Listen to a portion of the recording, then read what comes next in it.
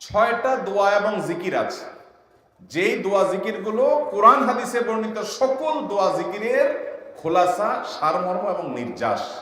এই ছয়টাকে যদি কোনো মুসলমান নিয়মিত আঁকড়ে ধরে, তাহলে কোরআন এবং হাদিসের যত দোয়া এবং জিকির আছে কেমন যেন তার নির্যাসটা নিয়মিত সে আমল করল।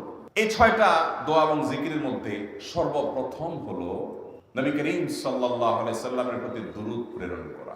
নবীজি সাল্লাল্লাহু আলাইহি সাল্লামের প্রতি দুরূদ প্রেরণ করার আমল এরকম আমল, আপনি যদি সারাদিনে শুধুমাত্র নবীজির প্রতি দরুদ প্রেরণ করার আমলটাই জিকির হিসাবে সবচেয়ে বেশি করেন, দোয়া হিসাবে যদি এটাই আপনি সারাদিন করতে থাকেন, তো আপনার জন্য যথেষ্ট হবে, আল্লাহর কাছে আর কিছু না চাইলেও চলবে। দুরুদ মানে হলো নবীজির জন্য দোয়া করা। ভাই, আল্লাহ তার হাবিবকে রহম করবেন, আপনার আমার দোয়ার দিকে আল্লাহর তাকানোর কোনো ঠেকা আছে? নবীজি কি আমাদের দোয়ার কোনো মুখাপেক্ষী? কিন্তু আমরা তার জন্য দোয়া করলে ওই চান্সে আল্লাহ তাআলা আমাদের প্রতি অনুগ্রহ করবেন। একবার না, আপনি নবীজির প্রতি একবার রহমতের দোয়া করবেন, একবার দুরূদ পাঠ করবেন, মান সাল্লা আলাইয়া মাররাতান সাল্লাল্লাহু আলাইহি আশরা। নবীজি সাল্লাল্লাহু আলাইহি সাল্লাম বলেছেন, একবার আমার জন্য তোমরা দোয়া করলে, আমার প্রতি দুরূদ পাঠ করলে, আল্লাহ তাআলা তোমাদের জীবনে 10 বার 10 জায়গায় 10 টাইমস তোমাদের উপর আল্লাহ তাআলা অনুগ্রহ করবেন। আপনি টেরও পাবেন না কত জায়গায় আল্লাহ অনুগ্রহ করেছেন। আল্লাহ বাঁচাই দিয়েছেন, একটুর জন্য শেষ হয়ে যান নাই। ওই যে দুরূদ পড়ছেন, আল্লাহ তাআলা রক্ষা করছে, আপনি খবরও নাই। আল্লাহ তাআলা আপনার প্রতি বিশাল একটা দান করছে, আপনি লক্ষ্য করেন নাই। ওই যে দুরূদ পড়ছেন একবার, 10 দান রহমত হবে। এভাবে যত দুরূদ পড়বে সে তত রহমত এবং অনুগ্রহ পাবে। ভাইরা আমার, দুরূদের আমল এমন একটা আমল যে আপনার জীবনে কোনো বিপদ, কোনো মুসিবত, কোনো পেরেশানি, কোনো সমস্যা দেখা দিয়েছে, আপনি যদি দুরূদ পড়তে থাকেন, কোনো কিছু মনে আসছে না, অনেক সময় ছাত্র জিজ্ঞেস করে, ভাই পরীক্ষার হলে পড়া ভুলে গেছি, কি করবো? আমাকে দুরূদ পড়া শুরু করেন। আরবদেরকে দেখা যায় কোনো কিছু ভুলে গেলে তারা বলে আল্লাহুম্মা সাল্লি আলা মুহাম্মদ, আল্লাহুম্মা সাল্লি আলা মুহাম্মদ, এটা শুরু করে তারা। কারণ নবী করিম সাল্লাল্লাহু আলাইহি সাল্লাম এর হাদিস থেকে স্পষ্টভাবে, একটি নয় বহু হাদিস থেকে প্রমাণিত, যে ব্যক্তি দুরূদটা নিয়মিত পাঠ করবে, সালাত আলা নবীটাকে যে ব্যক্তি আঁকড়ে ধরবে, সব সময় তার মুখ থেকে সালাত সালাত সালাম চলতে থাকে, এই ব্যক্তির সকল গুনাহ আল্লাহ মাফ করে দিবেন, সকল পেরেশানি আল্লাহ তাআলা মুক্ত করে দিবেন। ভাইরা আমার, দুরূদের আমলটা এত গুরুত্বপূর্ণ আমল, এটা আমরা করি এখন। অনেকে আছেন যে আনুষ্ঠানিকতা যখন থাকে দুরূদের, মিলাদের, তখন একটু সালাত আলা নবী যেভাবে করেন। আর বাকি অনেকে আছেন যেগুলো করারও কোনো খোঁজ খবর নাই। দুরূদ বেশি বেশি করে পাঠ করবো তো ইনশাআল্লাহ। সবচেয়ে শ্রেষ্ঠ দুরূদ, সবচেয়ে উত্তম দুরূদ হলো দুরূদ ইব্রাহিম, যেটা নামাজে পড়েন। আর সবচেয়ে সংক্ষিপ্ত দুরূদ হলো সাল্লাল্লাহু আলাইহি ওয়াসাল্লাম। এছাড়া নবীজির প্রতি দোয়ামূলক যে কোনো দুরূদই আল্লাহর কাছে গ্রহণযোগ্য হতে পারে, যদি দুরূদের অর্থের মধ্যে, কথা বলার মধ্যে খারাপ কিছু না থাকে। তাহলে 6টা দোয়া হলো কোরআন হাদিসের শত শত সহস্র দোয়ার নির্যাস এবং খোলাসা। তার 1 নম্বর হলো দুরূদের আমল। অতএব দুরূদের আমল বেশি বেশি করবো না ইনশাআল্লাহ। ইস্তেগফার, এটাও বেশি বেশি করতে হবে। যে ব্যক্তি ইস্তেগফারকে আঁকড়ে ধরবে, এটাকে কন্টিনিউয়াসলি করবে, ইস্তেগফার কখনো ছাড়বে না, সবসময় তার মধ্যে ইস্তেগফার অব্যাহত থাকবে, ওই ব্যক্তিকে আল্লাহ রাব্বুল আলামিন বিভিন্ন পেরেশানি থেকে সারপ্রাইজড হওয়ার মতো এমন এমন পথ বের করে দিবে যে সে চিন্তাও করে নাই। তার পেরেশানি থেকে মুক্তির পথ আল্লাহ তাআলা দেখায় দিবেন। ইস্তেগফার কিভাবে করবেন ভাই? ইস্তেগফার এমন একটা আমল, এটা ছাড়া তো আমাদের উপায় নেই ভাই। ইস্তেগফার আমাদের দুনিয়ার পেরেশানি দূর করবে, আখিরাতের পেরেশানি দূর করবে। দুনিয়ার পেরেশানি, আমাদের বিপদ আপদ মুসিবত, এগুলো, রিজিকের অনটন অভাব, এগুলা। আর আখিরাতের পেরেশানি হলো আমাদের পাপ গুনাহ, এগুলা। রুটি রুজি নাই, চাকরি নাই, ইনকাম নাই, ব্যবসা খারাপ যাচ্ছে, পেরেশানি হচ্ছে, ইস্তেগফার ধরো, কি হবে? 1 নম্বর লাভ হলো আল্লাহ মাফ করে দিবেন গুনাহ। ইউরসিলিস সামা আলাইকুম মিদরারা, যাতে ফসল ভালো হয়, রিজিক ভালো হয়, সেই ব্যবস্থা আল্লাহ করবেন। ওয়ায়ুমদিদুকুম বিআমওয়ালিন ওয়া বানিন, ছেলে মেয়ে হয় না অথবা ভালো ছেলে মেয়ে নাই, আল্লাহ তাআলা নেক সন্তান দিয়ে তোমাকে শক্তিশালী করবেন, সম্পদ দিয়ে শক্তিশালী করবেন। ওয়াজআল লাকুম জান্নাতি ওয়াজআল লাকুম আনহারা, আল্লাহ তাআলা প্রসবন দিবেন, ফসল দিবেন, বরকত দিবেন রুজিতে। কিসের মাধ্যমে? ইস্তেগফার। কিসের মাধ্যমে ভাই? ইস্তেগফার। আহা, ইস্তেগফার আমল আমাদের দেশে মানুষ আমরা জানি না ভাই। এটাও আরবদেরকে আমি দেখেছি, সারাক্ষণ তারা অবসর সময়গুলোতে ইস্তেগফার করতে থাকে, আস্তাগফিরুল্লাহ ওয়া আতুবু ইলাইহি, আস্তাগফিরুল্লাহ, আস্তাগফিরুল্লাহ। মানে কি? আল্লাহর কাছে আমি ক্ষমা প্রার্থনা করি, আল্লাহর কাছে আমি মাপ চাই, আল্লাহর কাছে আমি তওবা করি, আল্লাহর দিকে আমি ধাবিত হই, আল্লাহর কাছে আমি ফিরে যাই। নিরিবিলি আছেন, একাকী আছেন, ইস্তেগফার চালায় দেন। 10 সেকেন্ড টাইম পাইছেন, ইস্তেগফার শুরু করে দেন। ডাক্তারের কাছে গেছেন, ওয়েটিং এ আছেন, বসে আছেন, ইস্তেগফার করতে থাকেন। সিরিয়াল আছেন কোন কাজের, ইস্তেগফার করতে থাকেন। ডিউটিতে যাচ্ছেন, গাড়িতে, বাইসাইকেলে, বাইকে, যে কোনো ভাবে পায়ে হেঁটে ইস্তেগফার করতে থাকেন। যে কোনো অবসরের সময়গুলোকে ইস্তেগফার দিয়ে পরিপূর্ণ করে দেন। ভাইরা আমার, ইস্তেগফার সকল সমস্যার সমাধান। ইস্তেগফারের ভিতরে সবচেয়ে শ্রেষ্ঠ ইস্তেগফার হলো সাইয়্যিদুল ইস্তেগফার। সাইয়্যিদুল ইস্তেগফারটা যদি মুখস্থ না পারেন, অন্তত লিখিত ভাষণটা পড়েন। সাইয়্যিদুল ইস্তেগফারের যে অর্থ, এটার যে মর্ম, বড় হৃদয়গ্রাহী ভাই, বড় মর্মস্পর্শী। ইমানদার এটার অর্থের দিকে তাকায় যদি পড়ে, তো তার অন্তর না গলে পারে না। ভাইরা আমার, অর্থের দিকে লক্ষ্য করে করে মর্মটা বুঝে বুঝে একটু সাইয়্যিদুল ইস্তেগফার পড়েন। লেখা দেখে দেখে পড়েন, ইউটিউব থেকে দেখে দেখে পড়েন, কিন্তু পড়েন। এত বড় ইস্তেগফার পড়তে পারেন না, কোনো পেরেশানি নেই, কোনো অসুবিধা নেই। সবচেয়ে ছোট ইস্তেগফার হলো আস্তাগফিরুল্লাহ। আল্লাহ, আপনার কাছে ক্ষমা চাই, কত ভুল হয়ে যায়, কত অন্যায় হয়ে যায়। ভাইরা আমার, এটা হলো রিমুভার। ভুল করে কিছু লিখছেন, রিমুভ করে ফেলছেন, শেষ হয়ে গেছে। আপনি ঘন ঘন ইস্তেগফার করতে থাকেন। অগণিত ভুল হয়, অগণিত ত্রুটি হয়, বারবার ইস্তেগফার এগুলোকে সবগুলোকে শেষ করে দেয়। ভাইরা আমার, নিরাপত্তা এনে দেয়। আল্লাহ কোরআনে কারিমে বলেছেন যে আপনার রব আপনার কওমের প্রতি আযাব নাযিল করবেন না যদি আপনি থাকেন।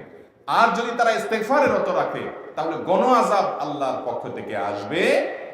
আরেকটা ইস্তেগফার হাদিসে বর্ণিত, আস্তাগফিরুল্লাহাল্লাযী লা ইলাহা ইল্লা হুয়াল হাইয়ুল কাইয়্যুম ওয়া আতুবু ইলাইহি ওয়া লা হাওলা ওয়া লা কুওয়াতা ইল্লা বিল্লাহ। এটাও ইস্তেগফার। তাহলে একটা বড় ইস্তেগফার, একটা মিডিয়াম, একটা ছোট, যার যেটা সুবিধা হয় এটা পড়েন।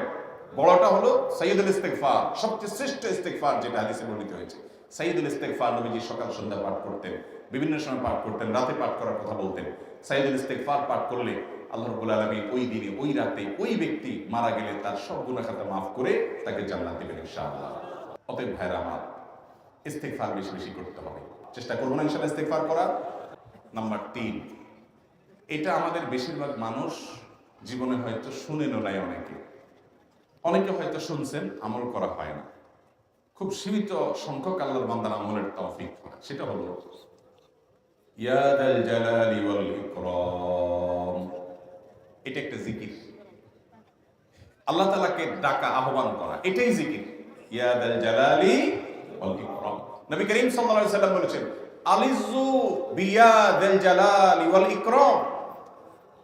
তোমরা ইয়া যাল জালালি ওয়াল ইকরাম এটাকে আঁকড়ে ধরো, এটাকে নিয়মিত করো, বেশি বেশি করে বলতে থাকো এটাকে সব সময় এটাকে মুদাওয়ামাতের সাথে কন্টিনিউয়াসলি এটা বলতে থাকো, ইয়া যাল জালালি ওয়াল ইকরাম। অনেক উলামায়ে কেরাম, মুহাদ্দিসিন ইকরাম ইয়া যাল জালালি ওয়াল ইকরাম কেন নবীজি এত বেশি বলতে বলেছেন, এটার মাধ্যমে আমাদের লাভটা কি, এর ব্যাখ্যা করতে গিয়ে বলেছেন ইয়া যাল জালাল মানে হলো হে মহান, মহান বড়ত্বের অধিকারী, হে জালালের অধিকারী, হে জালাল, ওয়াল ইকরাম হে দানশীল।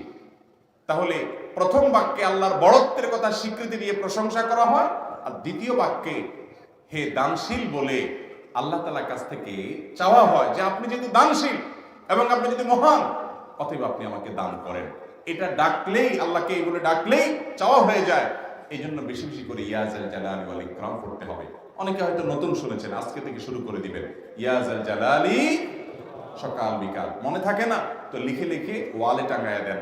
বাসা বাড়িতে এমন জায়গায় লিখে রাখেন তাকাইলেই নজরে পড়ে, কারণ মোবাইলে আমাদেরকে সবকিছু ভুলাই দেয়, দুনিয়ার ব্যস্ততা সব ভুলাই দেয়। এই জন্য বেশি বেশি ইয়া যাল জালালি ওয়াল ইকরাম পড়ব। 4 নম্বর যে দোয়া এবং জিকির করতে নবী করিম সাল্লাল্লাহু আলাইহি সাল্লাম সব সময় আমাদেরকে উৎসাহ দিয়েছেন, অনুপ্রেরণা দিয়েছেন, লা হাওলা ওয়ালা কুওয়াতা ইল্লা বিল্লাহ, লা হাওলা ওয়ালা কুওয়াতা ইল্লা বিল্লাহ, লা হাওলা ওয়ালা কুওয়াতা ইল্লা বিল্লাহ। এটা হলো সারেন্ডার করা, আল্লাহর কাছে সারেন্ডার করা, আত্মসমর্পণ করা। মানে আল্লাহ ছাড়া কোনো ভালো কাজ করার ক্ষমতা কারণ নাই, করার তৌফিক দেওয়ার ক্ষমতা কারণ নাই, আর পাপ থেকে বাঁচানোর ক্ষমতা কারণ নাই। এই জন্য আমি কেমন যেন আল্লাহর কাছে সারেন্ডার করছেন, লা হাওলা ওয়ালা কুওয়াতা ইল্লা বিল্লাহ। কোন অবস্থা, কোন সামর্থ্য, এগুলো কারোর কাছে নাই, শুধুমাত্র কার কাছে আছে? আল্লাহর কাছে আছে। এই অর্থ বুঝে আপনি লা হাওলা ওয়ালা কুওয়াতা ইল্লা বিল্লাহ বেশি বেশি পাঠ করবেন। নবী করিম সাল্লাল্লাহু আলাইহি ওয়াসাল্লাম বলেছেন, তোমাদেরকে কি আমি জান্নাতের একটা ভান্ডারের খোঁজ দিব, খবর দিব, যেটা জান্নাতের ভান্ডার, সওয়াব টওয়াব না, সাধারণ অল্প স্বল্প সওয়াব না, পুরো জান্নাতের ভান্ডারের সন্ধান দিয়ে দিব। সাহাবায়ে কেরাম তো চাইতেনই সেটা। নবীজি সাল্লাল্লাহু আলাইহি ওয়াসাল্লাম তখন বলেছেন যে লা হাওলা ওয়ালা কুওয়াতা ইল্লা বিল্লাহ, এটা হলো কানজুম মিন কুনুজিল জান্নাহ, জান্নাতের ভান্ডার সমূহের মধ্যে থেকে একটা বড় ভান্ডার হলো এই লা হাওলা ওয়ালা কুওয়াতা ইল্লা বিল্লাহ। অতএব এই আমলটা বেশি বেশি করবেন। 5 নম্বর আমল হলো দোয়া ইউনুস। দোয়া ইউনুস জানা আছে তো? লা ইলাহা ইল্লা আনতা সুবহানাকা ইন্নী কুনতু মিনাজ জালিমিন। ভাইরা আমার, অর্থের দিকে তাকায়া মাঝে মধ্যে মোবাইল টোবাইল সব ফালায় রেখে একটু আল্লাহর সাথে কথা বলবেন, আল্লাহর সাথে একটু কানেক্টেড হওয়ার চেষ্টা করবেন, আল্লাহর সাথে একটু সংযুক্ত হওয়ার চেষ্টা করবেন। ডিসকানেক্টেড তো পুরো লাইফটা কাটাই দিলেন, একটু কানেক্টেড হওয়ার চেষ্টা করেন। প্রতিদিন কিছু সময় বসে একটু জিকির করেন, চলতে ফিরতে একটু আল্লাহকে সময় দেন। আপনি উপকৃত হবেন, আপনার কল্ব জিন্দা হবে, আমল নামা সওয়াবে পরিপূর্ণ হবে। লা ইলাহা ইল্লা আনতা সুবহানাকা ইন্নী কুনতু মিনাজ জালিমিন। অর্থের দিকে তাকান, কত মর্মস্পর্শী। লা ইলাহা ইল্লা আনতা, আল্লাহ আপনি ছাড়া কোনো সত্যিকারের মাহবুদ নাই, উপাস্য নাই। সুবহানাক, আপনি পবিত্র, আমি আপনার পবিত্রতা জ্ঞাপন করছি। ইন্নী কুনতু মিনাজ জালিমিন, তবে আমি সেই সব মানুষদের অন্তর্ভুক্ত যারা নিজের প্রতি নিজে জুলুম করেছে, অবিচার করেছে, অন্যায় করে আমার নিজের পায়ে নিজে কুড়াল মেরেছি বহু। অতএব আপনি আমাদের প্রতি রহম করেন। এই দোয়া পাঠ করে আপনারা সবাই জানেন আল্লাহর একজন নবী, তিনি জীবনের সবচেয়ে কঠিন পরিস্থিতির মুখোমুখি হয়ে এমন বিপদে পড়েছেন যে বিপদ থেকে উদ্ধারের কোনো পথ ছিল না। দুনিয়াবী সকল সিস্টেম বলবে যে সমুদ্রে নিক্ষেপিত হয়ে বিশাল বড় সমুদ্রে প্রাণী মাছের পেটে চলে গেলে সে মানুষ আবার বাঁচে কিভাবে? মুহূর্তের ভিতরে তো মারা যাবে অক্সিজেনের অভাবে। এটাই দুনিয়ার সিস্টেম বলে। আল্লাহ তাআলা অলৌকিক ভাবে, লৌকিক সিস্টেমের ঊর্ধ্বে রেখে আল্লাহ তাআলা তাকে এই বাক্য পাঠ করার কারণে, এর মাধ্যমে আল্লাহ তাকে মুক্তি দান করেছে। এবং আল্লাহ তাআলা এই ঘটনা কোরআনে উল্লেখ করার পর একটা সুসংবাদ বলছেন আমাদের সবার জন্য, বিরাট বড় আনন্দের সংবাদ। আল্লাহ বলেছেন ওয়াকাযালিকা নুনজিল মুমিনিন।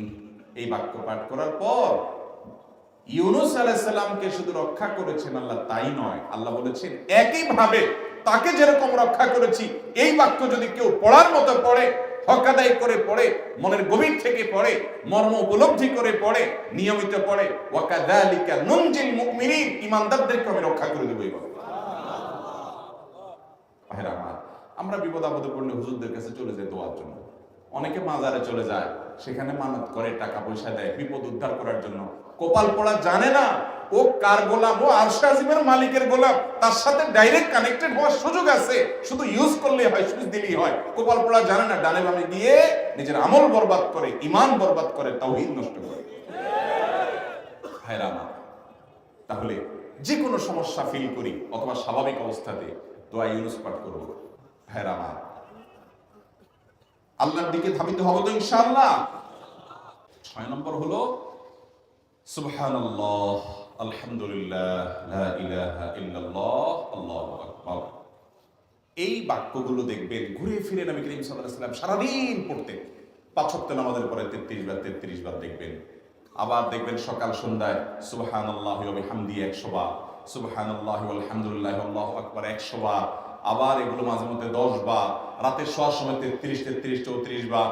বিভিন্ন সময় দেখবেন ঘুরে ফিরে এই সুবহানাল্লাহ, আলহামদুলিল্লাহ, লা ইলাহা ইল্লাল্লাহ, আল্লাহু আকবার, এগুলো একটা মিজানের পাল্লাকে পরিপূর্ণ করে দেয়। কোনটা আসমান এবং জমিনের মধ্যবর্তী জায়গায় সওয়াব দিয়ে পরিপূর্ণ করে দেয়। এত বেশি ফজিলতপূর্ণ জিকির।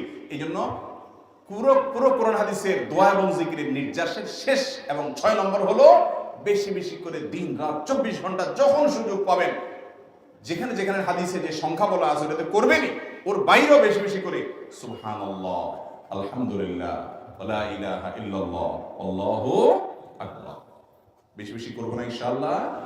নিয়মিত করব তো ইনশাআল্লাহ? আজ আমরা শীতের মৌসুমকে কেন্দ্র করে নবী করিম সাল্লাল্লাহু আলাইহি সাল্লামের হাদিসের আলোকে, সাহাবায়ে কেরামের বিভিন্ন আসারের আলোকে 6টি আমলের কথা বলবো ইনশাআল্লাহ।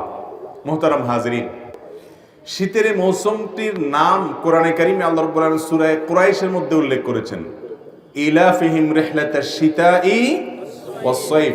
একেবারে শীতা, এই আরবি শীত থেকে, কোরআনের এই শব্দ শীত থেকেই, শীতা থেকেই বাংলায় শীত শব্দটি এসেছে।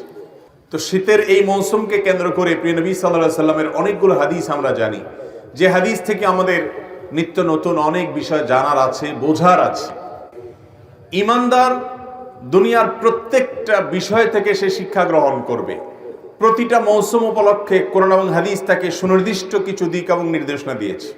শীতের মৌসুম উপলক্ষে নবী করিম সাল্লাল্লাহু আলাইহি সাল্লামের একটা হাদিস আমাদের সবসময় মাথায় থাকতে হবে। সে হাদিসটি আবু হুরায়রা রাদিয়াল্লাহু তাআলা আনহু বর্ণনা করেছেন। নবীজি সাল্লাল্লাহু আলাইহি সাল্লাম বলেছেন, ইশতাকাতিন নারু ইলা রাব্বিহা। জাহান্নাম আল্লাহ রাব্বুল আলামিনের কাছে একবার অনুযোগ করেছে, ফরিয়াদ করেছে। আল্লাহর কাছে জাহান্নাম বলেছে, আল্লাহ, ক্বালাত রাব্বি আকালা বা'দি বা'দা। আল্লাহ, আমার এক অংশ, জাহান্নামের একটা অংশ অপর অংশকে গ্রাস করে ফেলে, গিলে ফেলে, খেয়ে ফেলে। কারণ জাহান্নামের দুইটা পার্ট, একটা হলো নার বা আগুন, আরেকটা হলো জামহারির বা ঠান্ডা। তো জাহান্নাম তার ভাষায়, আল্লাহ রাব্বুল আলামিন তার সকল সৃষ্টির ভাষা বোঝেন, তিনি সবকিছু জানেন, আলিম, তিনি সবকিছু তিনি জানেন। তো জাহান্নামের কথা বলার শক্তি আল্লাহ দিয়েছেন, জাহান্নাম কথা বলছে আল্লাহ তাআলার সাথে।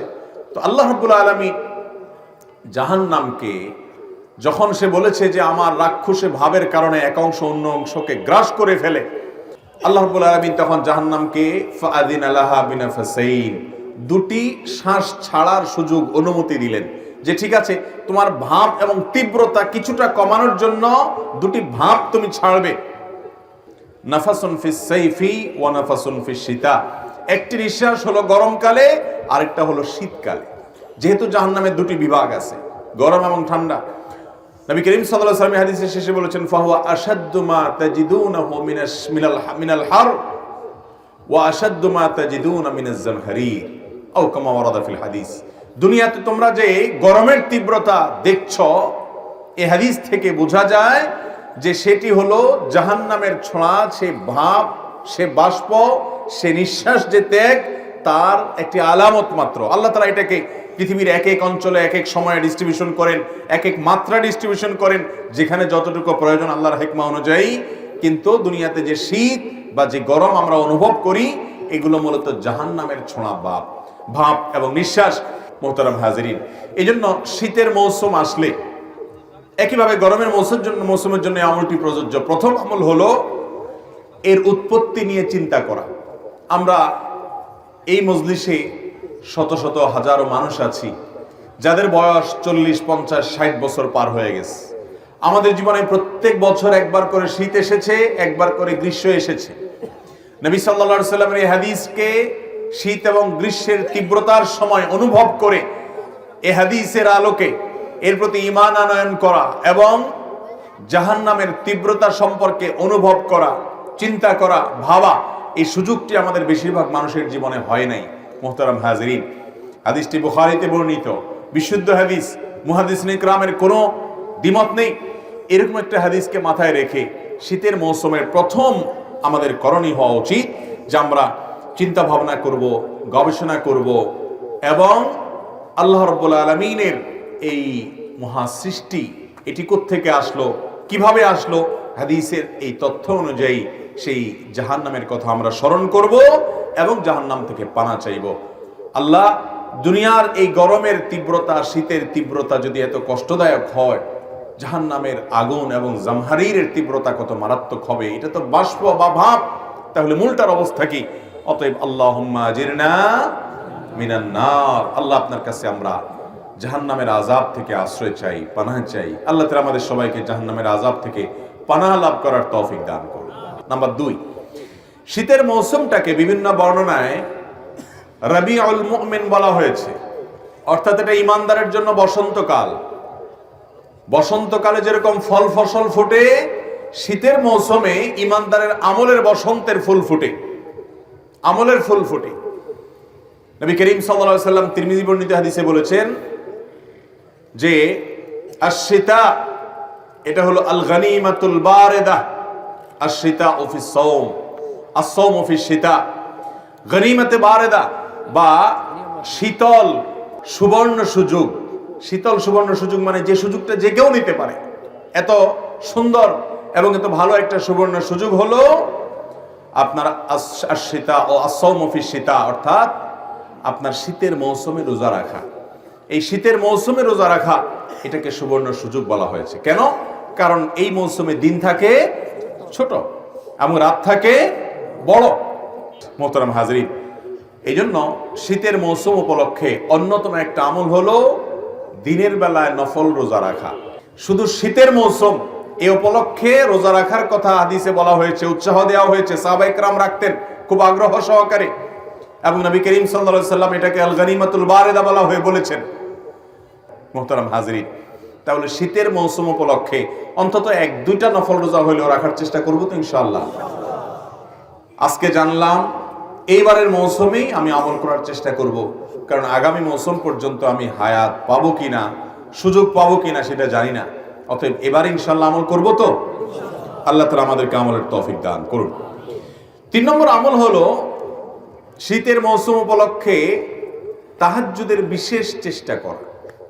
তাহাজ্জুদ তো পরের কথা, ফজরের নামাজই হারায় গেছে। এখন মুসলমান ফজর নামাজ পড়তেই কষ্ট হয়ে যায়। অনেক দিনদার মানুষ আছে 4 ওয়াক্ত সালাত পড়ে, কিন্তু ফজরটা পড়তে তার কি হয়? কষ্ট হয়। মোহতারাম হাজরিন, শীতের মৌসুম আসলে একজন ইমানদার শুধুমাত্র তার সামান্য সদিচ্ছা থাকলেই তিনি তাহাজ্জুদ পড়তে পারেন। ফজর তো বটেই, তাহাজ্জুদও পড়তে পারেন। একটি হাদিস মুআজামে তবরানীতে বর্ণিত হয়েছে। নবী করিম সাল্লাল্লাহু আলাইহি ওয়াসাল্লাম বলেছেন, কিছু মানুষের কাজ দেখলে, আমল দেখলে আল্লাহ রাব্বুল আলামিন হেসে দেন। আল্লাহর হাসাটা তার শানের সাথে যেভাবে হবে সেভাবে, আমরা এর কাইফিয়ত জানি না, কিন্তু হাদিসে আসছে যে আল্লাহ রাব্বুল আলামিন হেসে দেন বান্দার কিছু আমল দেখলে। এর ভিতরে এক শ্রেণীর মানুষ আছে যারা বহু কষ্ট উপেক্ষা করে, ধরেন শীতের সময় শীতের তীব্রতা, কনকনে শীত এবং ঠান্ডা, এটা উপেক্ষা করে, এটা সহ্য করে তারা উঠে যান এবং দাঁড়িয়ে সালাত আদায় করেন। তাদের দাঁড়িয়ে এই সালাত আদায় করা এটা দেখে আল্লাহ রাব্বুল আলামিন হেসে দেন এবং ফেরেশতাদেরকে তিনি জিজ্ঞাসা করেন, মা হামালা আবদি আলা মা সানা, আমার বান্দা যা করলো এটা কেন করলো? এই শীতে, এই কষ্টে সবাই লেপে কম্বলের নিচে শুয়ে আছে, আরে কনকনে শীতের মধ্যে সব ফেলে দিয়ে জুবুথুবু হয়ে সে কেন দাঁড়িয়ে সালাত আদায় করছে? তখন ফেরেশতারা আল্লাহ রাব্বুল আলামিনকে জবাব দিলেন। আল্লাহ রাব্বুল আলামিন জানেন সবকিছু, শুধু তার থেকে শুনতে চেয়েছে। তারা জবাব দেন যে আল্লাহ, রাজা মা ইনদাক ওয়া শাফাকাতা মা ইনদাক মিম্মা ইনদাক, আল্লাহ আপনার কাছে যে নেয়ামত আছে, পুরস্কার আছে, এটার প্রত্যাশায় তারা দাঁড়িয়ে সালাত আদায় করছে। আর আপনার কাছে যে আযাব আছে, সে আযাব থেকে পানা আছে, তারা এই কাজটি করছে। তখন আল্লাহ রাব্বুল আলামিন বলেন ফেরেশতাদেরকে, তোমরা সাক্ষী থাকো, যদি আমার রহমতের আশায়, জান্নাতের আশায় বান্দা এই ভোর রাতে কনকনে শীতের মধ্যে দাঁড়িয়ে সালাতে সে উপস্থিত হয়ে যায়, আর আমার কাছে যে জাহান্নামের আযাব এর আয়োজন রয়েছে সেখান থেকে পানা চাওয়ার জন্য যদি সে উঠে থাকে, তাহলে আমি তাকে আমার কাছে থাকা জান্নাত এবং আমার কাছে থাকা জাহান্নাম থেকে মুক্তি, এই উভয়টার গ্যারান্টি এবং ওয়াদা করে দিলাম। মুহতারাম হাজরিন, সেজন্য শীতের মৌসুমে তাহাজ্জুদ পড়ার চেষ্টা করা উচিত। রাত অনেক বড়, এশার সালাত এখন 7টায় হয়ে যায় বা 7টায় শুরু হয়ে যায়, কিছুদিন পর হয়তো আরো অনেক আগে আজান হয়ে যাবে, আবার ফজর অনেক দেরিতে হবে। আপনি এশার পরপর যদি শুয়ে যান, আপনি ঘুমোতে ঘুমোতে ক্লান্ত হয়ে যাবেন, অটোমেটিক রাতে ঘুম ভেঙে যাবে, এবং যখন ঘুম ভেঙে যাবে উঠে ভোর রাতে 2 রাকাত সালাত অন্তত পড়বেন। মুহতারাম হাজিরিন, তাহাজ্জুদ যদি পড়তে না পারেন, অন্তত ফজর যাতে কোন অবস্থাতেই মিস না হয়, চেষ্টা করব না ইনশাআল্লাহ। 4 নম্বর আমল হলো শীতের মৌসুমে কষ্ট উপেক্ষা করে ওযু করা। শীতের সময় ওযু করতে খুব বেশি আরাম লাগে না, সাধারণত কষ্ট লাগে, ঠিক না বেঠিক? এই কষ্ট উপেক্ষা করে যারা ওযু করে তাদেরকে এই ওযুর মাধ্যমে আল্লাহ রাব্বুল আলামিন তাদের ছোটখাটো যত গুনাহ আছে সমস্ত গুনাহগুলো মাফ করে দেন এবং আল্লাহর কাছে জান্নাতি হিসাবে, ইমানদার হিসাবে তাদের মর্যাদা এবং মর্তবা আল্লাহ তাআলা প্রমোশন করে বৃদ্ধি করে দেন, উপরে উঠায় দেন। নবীজি সাল্লাল্লাহু আলাইহি ওয়াসাল্লাম বলেছেন, আলা আদুল্লুকুম আলা মা ইয়ামহুল্লাহু বিহিল খাতায়া ওয়া ইয়ারফাউ বিহিদ দারাজাত। তোমাদেরকে আমি এমন কি আমলের কথা বলে দিব না যে আমলগুলো গুনাহসমূহ মাফ করে দেয় আর আল্লাহর কাছে মর্যাদা বৃদ্ধি করে দেয়। সাহাবায়ে কেরাম আমলের পাগল ছিলেন, আল্লাহর কাছে মর্যাদা বৃদ্ধি হোক সেটা চাইতেন। তারা বলতেন অবশ্যই বলুন ইয়া রাসূলুল্লাহ। তখন নবীজি সাল্লাল্লাহু আলাইহি সাল্লাম যে কয়েকটি আমলের কথা বললেন এর ভিতরে একটা আমল হলো ইসবাগুল ওযুই আলাল মাকারে। কষ্ট হয় এরপরও ওযু করতে কার্পণ্য করে না। অনেক অলস আছে যে অলস এই শীতের মৌসুমে নামাজ পড়ে না শুধুমাত্র এই জন্য যে ওযু করতে কষ্ট হবে। আছে না নাই?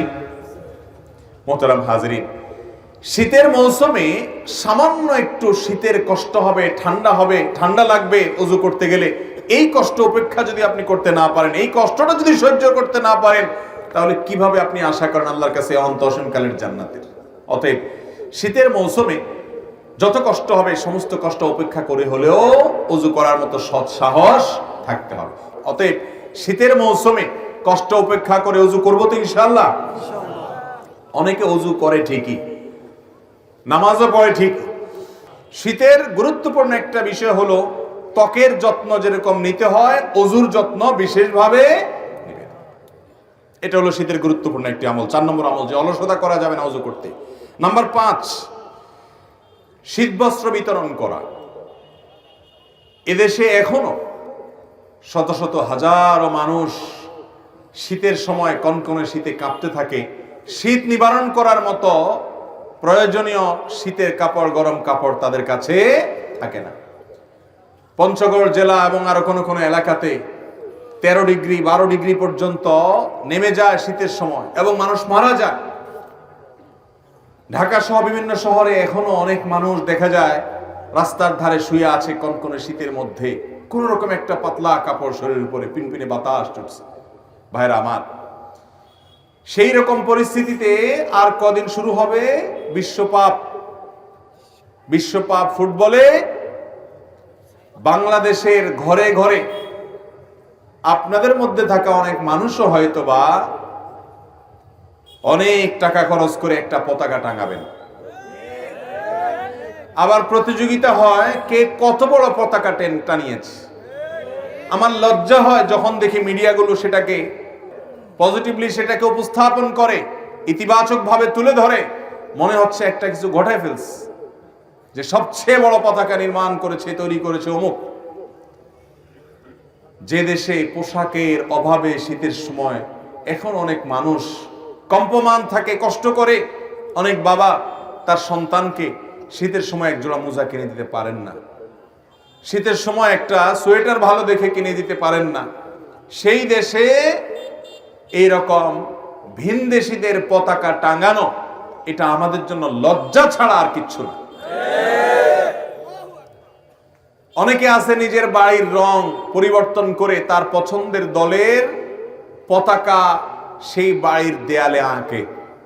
আছে না নাই? হাজার হাজার লক্ষ টাকা তিনি খরচ করে তার পছন্দের দলের পতাকা আঁকছেন তার বাড়ির দেয়ালে, পুরো বাড়িকে সাজাচ্ছেন সেভাবে। অথচ বহু বনি আদম, বহু আদম সন্তান, এই দেশের বহু মানুষ এখন গৃহহারা হয়ে রাস্তার পাশে ফুটপাতে হয়তো শুয়ে আছে। ঠিক না ঠিক? মোহতারাম হাজরিন, আপনারা বিশেষ করে এখানে বেশিরভাগ যুবকরা আছেন, আপনারা যদি না জাগেন এই দেশের পরিবর্তন কোনোদিন হবে না। আপনাদেরকে জাগতে হবে। আপনি আপনার বন্ধুদেরকে বোঝাবেন, তুমি ভিনদেশীদের পতাকা এদেশে টাঙাচ্ছ, সেটাকে তুমি অন করছো, সেটা নিয়ে গর্ব করছো, টাকা ঢালছো। এই পতাকার টাকাটাই বাজেট করে কোন একটা মানুষের গায়ে মরিয়ে দাও, তার চাদর আকারে তাকে দাও। এইটা দিয়ে কোন একটা কাপড়, একজোড়া মোজা, তোমার আশেপাশে বহু বাচ্চা দেখবে শীতের সময় সকালবেলায় হয়তো মক্তবে যাচ্ছে, স্কুলে যাচ্ছে, পায়ে মোজা নাই, মাদ্রাসায় যাচ্ছে, তাকে একজোড়া মোজা কিনে দাও। তোমার এই টাকাটা এই টাকাটা যথাস্থানে ব্যবহার করা হবে, এটা তোমার জন্য সার্থকতা হবে। মোহতারাম হাজরিন, আমাদের বিবেক যেন জাগ্রত হয়, আমরা যেন মানুষের জন্য কাজ করার চেষ্টা করবো না ইনশাআল্লাহ। এই শীতের অন্যতম গুরুত্বপূর্ণ একটা আমল হিসাবে এটাকে আমরা ফিক্স করে নেই যে আমি আমার শীতের মৌসুমে নিজের জন্য শীতের কাপড়, নিজের পরিবারের জন্য, বাচ্চা কাচ্চার জন্য যখন কিনবো, আমার আশেপাশে থাকা মানুষগুলোর জন্য আমি একটি পিস কাপড় হলেও কিনে দিব। চেষ্টা করবো না ইনশাআল্লাহ। আল্লাহ তাআলা আমাদের সবাইকে আমলের তৌফিক দান করুন। শীত উপলক্ষে 6 নম্বর যে আমলের কথা বলবো তা হলো সালাত বা নামাজ আউয়াল ওয়াক্তে যথাসম্ভব দ্রুততার সাথে আগে পড়া। আগে মানে ওয়াক্তের আগে না, ওয়াক্ত হওয়ার পর দেরি না করে পড়া।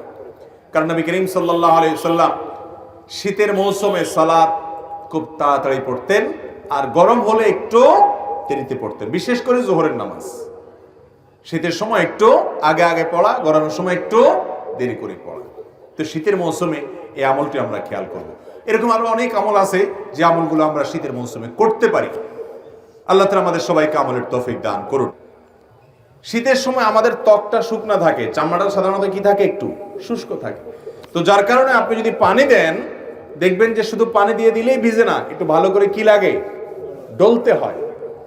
বিশেষ করে কয়েকটা অঙ্গ, 2 পায়ের গোড়ালি, এগুলো দেখা যায় যে শুধু আপনি টেপের সামনে পা ধরলেন তাতেই শুকায় যায়, ভিজে যায় না, বরং শুকনা থাকে। অনেকের পা ফেটে থাকে, এই জন্য এটাকে ডলে কি করতে হয়, ভেজাতে হয় এবং ধুইতে হয়, পানি লাগাইতে হয়। কারণ ত্বক যদি শুকনা থাকে ওযু হবে। অনেকের দেখবেন যে শীতের সময় কোন রকম এরকম টেপতে পানি নিয়ে এভাবে মেরে দিয়ে শেষ, কোনোই শুকনা থেকে যায়। এই জন্য এগুলোকে ডলে ধোয়া। অনেকে আছে মুখ ধোন কোন রকম তাড়াহুড়া করে, কানের লতি, এই যে গোড়ার অংশ, চুলের অংশ, গোড়া, এগুলোতে দেখা যায় শুকনা থেকে যায়। নবী করিম সাল্লাল্লাহু আলাইহি ওয়াসাল্লাম বলেছেন, ওয়াইলুল লিল আকাবি মিনান নার, তোমাদের পায়ের গিরা গোড়ালি এগুলোকে জাহান্নামের আগুন থেকে বাঁচাবা, কারণ এগুলো যদি শুকনা থেকে যায় সেগুলো জান্নাতে যাবে না, জাহান্নামে যাবে। এজন্য শীতের মৌসুমে বিশেষভাবে আমাদের ওযুর এই অঙ্গগুলো যেন শুকনা না থাকে সেজন্য ডলে ওযু করতে হবে। এটা একটা গুরুত্বপূর্ণ মাসআলা। আর ওযুর ক্ষেত্রে আপনারা একটা হাদিস নিশ্চয় খেয়াল করে থাকবেন যে নবী করিম সাল্লাল্লাহু আলাইহি সাল্লাম যেখানে ওযুর কথা বলেছেন সেখানে ইসবাগের কথা বলেছেন। আসবিগুল ওযু আই আকমিলুল ওযু, মানে ওযুকে পূর্ণাঙ্গভাবে করো, ভালোভাবে করো। ওযুতে কোনো প্রকার অলসতা করতে হয় না। আমরা দেখা যায় গরমের সময় খুব লম্বা সময় নিয়ে ওযু করি, শীতের সময় আসলে দেখবেন মসজিদের ওযুখানাতে মানুষ নাই। আসর মাগরিব এশা এই সময় তো ওযুখানা দেখবেন যে খালি, অন্য সময় সিরিয়াল পড়ে থাকে। এর একটা কারণ হলো যে ওই যে ওযু ধরে রাখার চেষ্টা করে অনেকে, আবার অনেকে ওযু করে ঠিক আছে কিন্তু করলেও খুব হুলস্থুল করে, 1 মিনিটের ভিতরে ওযু শেষ। কারণ ঠান্ডা থেকে বাঁচার জন্য কোনো রকম পানি মেরে দিয়ে দৌড় দেয়। এটা তো ওযু হবে না ভাইরা আমার, যদি শুকনা থাকে। 2 নম্বর মাসআলা হলো, যদি কেউ চান শীতের সময় পাও ধোবেন না, বিশেষ করে অনেকে আছেন এজমার রোগী, তাদের পাও ভিজাইলে অসুবিধা হয়, পায়ে পানি লাগালে তাদের সমস্যা দেখা দেয়। সমস্যা হোক বা না হোক, সর্বাবস্থায় আপনি চাইলে শীতের সময় শুধু না অন্য সময়ও করতে পারেন, শীতের সময় বেশি দরকার, সেজন্য শীতের আমল হিসেবে বলছি। আপনি চাইলে পূর্ণাঙ্গ ওযু করলেন, কথার কথা দুপুর বেলায় বা সকাল বেলায় ওযু করলেন, হাত ধুলেন, মুখ ধুলেন, মাথা মাসে করলেন এবং পাও ধুলেন। পাও ধোয়ার পর অর্থাৎ পূর্ণাঙ্গ ওযু করার পর ওযু অবস্থায় যদি আপনি মোজা পরেন এবং মোজাটা যদি চামড়ার হয়, চামড়া মোজা হলে সর্বসম্মতিক্রমে মাসা হয়ে যাবে। কাপড়ের মোজা হলে মাসা হবে কিনা ইখতিলাফ আছে। তবে আমাদের আজকাল যেসব মোজা পাওয়া যায় একেবারে পাতলা, পরলে পার ভিতরে ফাঁকা দেখা যায়, এটা পরে নরমালি হাঁটা যায় না অনেক দূর পর্যন্ত, এগুলো তো মাসা হওয়ার কোনো সুযোগ নেই। তো যাই হোক, আপনি যদি ওযু করার পর এরকম মোজা পরেন তাহলে সেক্ষেত্রে সেই মোজা পরা অবস্থায় আপনার বাড়িতে অবস্থান থাকাকালীন করলে 24 ঘন্টার মধ্যে ওই মোজা খোলা ছাড়া আপনি ওযু করতে পারবেন। কিভাবে?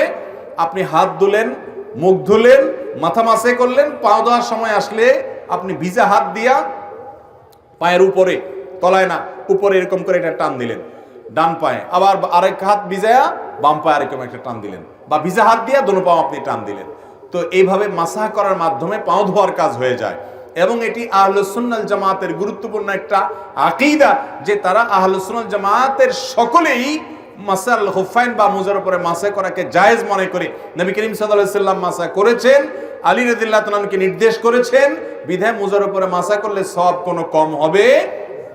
আমাদের সমাজে কেউ মুজার উপরে মাসা করলে অনেক মুরব্বীরাও বলে যে বাবা এই বয়সে তোমরা মুজা ধরছো, হ্যাঁ এখন তো সাহস করো পাও ধো। না ভাই, মুজার উপরে মাসা করলে সওয়াব একটুও কম হবে না।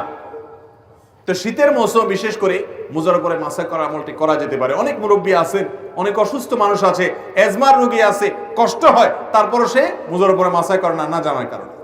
তো ভাইরা আমার, মুজার উপরে মাসা করা যায় চাইলে, অন্য সময়ও করা যায়, শীতের সময় বেশি দরকার, শীতের মাসালা হিসেবে বললাম। নাম্বার 3, তৃতীয়ত একটা গুরুত্বপূর্ণ মাসআলা হলো শীত যখন তীব্র হয়, অনেক আপনার হাড় কাঁপানো শীত যখন শুরু হয়, দেখবেন যে গ্রামে শহরে, বিশেষ করে গ্রামে বেশি দেখা যায়, অনেকে চাদর মুড়ি দিয়ে নামাজ পড়েন। আছে না নাই? চাদর মুড়ি দিয়ে নামাজ পড়েন, অর্থাৎ এমন ভাবে চাদর পরেন যে নাকটা সহকারে ঢাকেন, যাতে করে নাক দিয়া ওই যে আপনার কুয়াশা টুয়াশা না ঢুকতে পারে, যাতে করে শীতে চেহারাটা কষ্ট না হয়, না পায়। সেজন্য পুরো চেহারা ঢেকে শুধু চোখ দুটো খোলা রেখে অনেকে চাদর পরেন। আছে না এরকম? মাথা আপনি চাদরে লাগান, কোনো অসুবিধা নেই, কিন্তু আপনি মুখ ঢাকেন তাহলে সেটা মাকরুহ হবে। নবী করিম সাল্লাল্লাহু আলাইহি সাল্লাম মুখ ঢেকে সালাত আদায় করতে, নামাজ পড়তে নিষেধ করেছেন। অতএব শীতের সময় এই মাসআলাটা না জানার কারণে আমাদের অনেক ভাইরা আছেন যে এরকম পুরাটা মুড়ি দিয়ে নামাজ পড়েন। মহিলা হোক আর পুরুষ হোক, সকলের জন্য এক মাসআলা যে শীতের সময় হোক আর গরমের সময় হোক, মুখ ঢেকে নামাজ পড়বেন না, নামাজের সময় মুখ খোলা রাখতে হবে। হ্যাঁ, কোনো মহিলা এমন কোনো জায়গায় যদি নামাজ পড়েন সেখানে গায়রে মাহরাম পুরুষ আসা যাওয়া করে, তাহলে পর্দার খাতিরে তিনি ঢাকতে পারেন, যদি তার অন্য কোনো জায়গায় নামাজ পড়ার সুযোগ ব্যবস্থা না থাকে। কিন্তু সাধারণ অবস্থাতে এটা করা যাবে না। এই জন্য ভাইরা আমার, শীতের সময় মাসআলাটাও মাথায় রাখতে হবে যেন মুখ ঢাকা না হয় আমাদের চাদর দিয়ে। অনেকে মাফলার দিয়েও করে, চাদর না, মাফলারে এমন ভাবে পেঁচায় শুধু চোখ দুটো বাইরে হয়ে থাকে এবং নাক মুখ সব মাফলারে পেঁচানো থাকে। এরকম করলে নামাজ হয়ে যাবে, কিন্তু ত্রুটিপূর্ণ হবে এবং মাকরুহ হবে। নাম্বার 4, অনেকে শীতের সময় জ্বরের কারণে অথবা ঠান্ডা লাগছে, প্রচন্ড সর্দি হয়েছে, এই জন্য তিনি নামাজ পড়েন না। এখন কথা হলো যে আমার শীতের মৌসুমে জ্বর বা ঠান্ডা এমন ভাবে লাগছে যে আমি ওযু করতে গেলে অসুস্থ হয়ে যাব, তাহলে তার জন্য নামাজ মাফ কিনা? উত্তর হলো নামাজ মাফ না। তিনি প্রয়োজনে পানি গরম করে ওযু করবেন। পানি গরম করে ওযু করে যদি তিনি তার এই কষ্ট দূর করতে পারেন তাহলে ফাবিহা ওয়া নি'মা, ভালো। আর যদি না পারেন, গরম পানি করার মতো কোনো আয়োজন তার কাছে নাই, এবং এত ঠান্ডা পানি যেটা ব্যবহার করলে তার অঙ্গহানি হতে পারে, অঙ্গ অবশ হয়ে যেতে পারে, অসুস্থতা দীর্ঘস্থায়ী হয়ে যেতে পারে, কষ্ট অনেক বেশি হতে পারে, সীমাহীন হতে পারে, অসহনীয় পর্যায়ের কষ্ট হতে পারে, এরকম মনে হলে, সেরকম গরম ঠান্ডা আমাদের দেশে খুব বেশি পড়ে না, যদি এরকম হয় তাহলে সে ব্যক্তি তায়াম্মুম করতে পারবে, তারপরেও নামাজ ত্যাগ করার সুযোগ। ইসলামের সবকিছুর বিকল্প আছে, নামাজের কোনো বিকল্প ইসলামে। আপনি সফরে আছেন, রমজানের রোজা রাখতে পারছেন না, অসুস্থ হয়েছেন, রোজা রাখতে পারছেন না, অসুবিধা নেই, অন্য সময় রেখে দিলে চলবে। নামাজের মধ্যে এটা চলবে?